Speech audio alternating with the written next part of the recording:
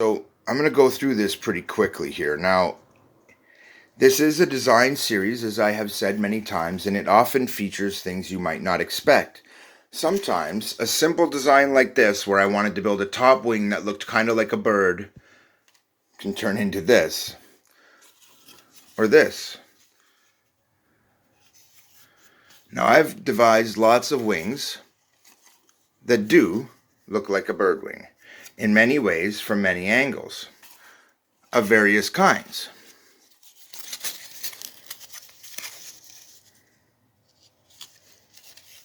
And that's just a few, guys. Those are just the ones handy. Not to mention the ones underneath here, like a butterfly wing. Not to mention other ones that have been designed that are sitting here in front of you. But in all those, I have yet to show you the coolest one. So this is going to be a swept wing, forward swept and back swept.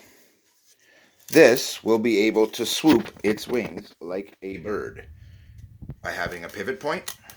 Don't worry, they're symmetrical. It's just not held evenly in my hand. Really hard to show you guys. But then, boom, magic pivot happens, and bam, they actually come out to be just slightly like that, just slightly forward swept when they're fully here.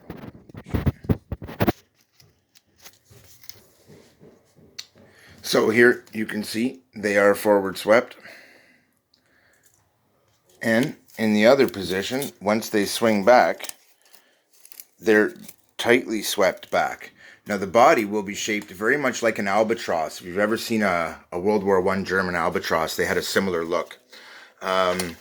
It has inspired me, being so much like a bird, to build aircraft. Only I'm not one to really build just a scale copy. I don't do that. Instead, I ended up building one after another, after another, after another, after another, after another, after another, after another,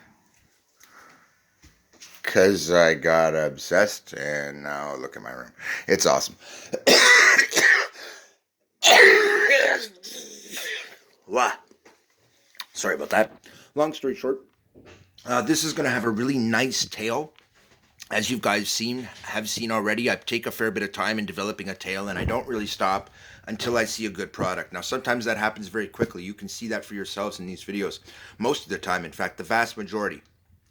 But there are times where I need to take time and really think something through carefully and design it specifically and carefully for a particular thing.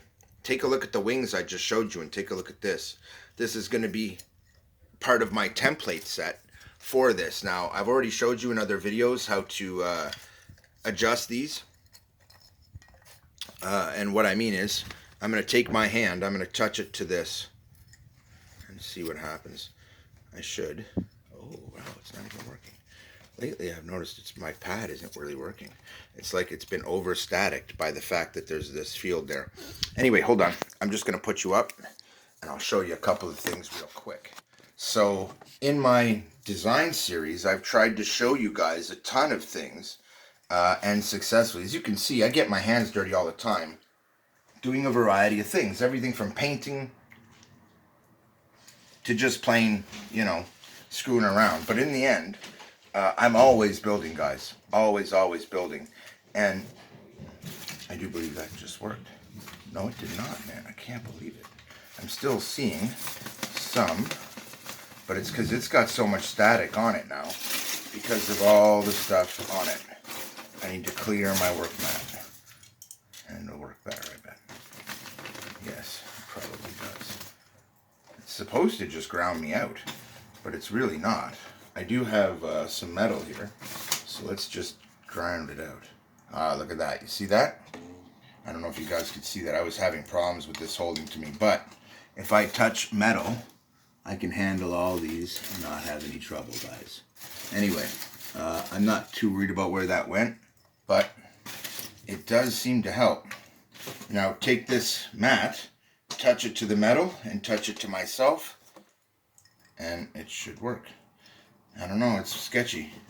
This is a makeshift one, and I just wanted to give a report on it because it worked great for a while, but there are times when I swear it doesn't work at all, and I have to really mess with it, and I don't know why. It might just be because I have other things generating static, and the ground isn't strong enough. It would have to be touching metal and making contact in all the right places at the same time, and it just doesn't. I mean, look at the static off this. It's retarded, guys. And it gets to be a real problem if you're dealing with foam. I highly recommend a good static mat to work on. If you happen to have a good static mat, you'll find these problems are drastically reduced. Do not try to work with foam on carpet, as you will find it a vastly underwhelming experience. All right, I'm gonna have to start.